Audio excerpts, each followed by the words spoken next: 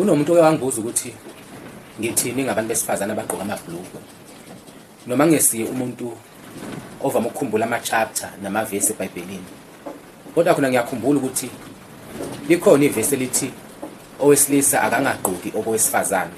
Kanjalo futhi nowesifazane engagqoki okowesilisa ngokuba lokho kuyisinengiso kuNkulunkulu.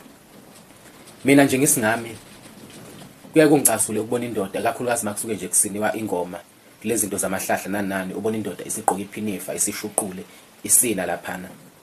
Liyanto inginyanyise kakhulu.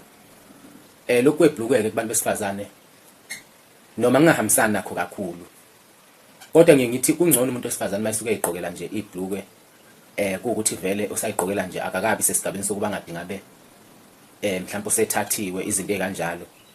Ngikubone kungenankinga lokho futhi mawukuthi umuntu vele ongekho ngisho kulezi zinto zokukholwa noma zeinkonzo.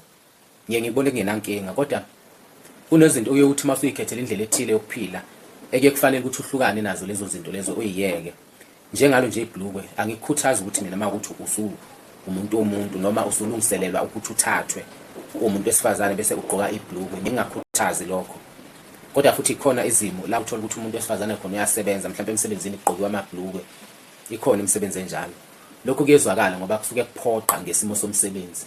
Kodwa nje kahle lento ukuthi umuntu wesifazane egqoka ibhlukwe ayisiyo yona into engathi mina ibusisiwe futhi akusiyo into engicabanga ukuthi noNkulunkulu imbalo yahambisana nayo ngoba vele laseBhayibhelini uyiphikile akayimukelanga.